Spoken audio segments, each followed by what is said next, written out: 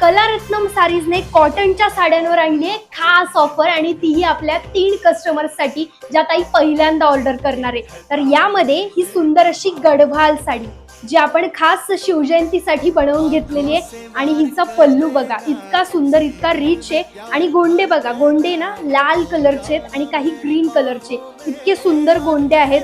सुंदर अशी साडी आहे आणि कलर तर भारीच आहे, बुट्ट्या आहेत संपूर्ण साडीवर. दुसरी साडी, दुसरा कलर यामध्ये असा आहे.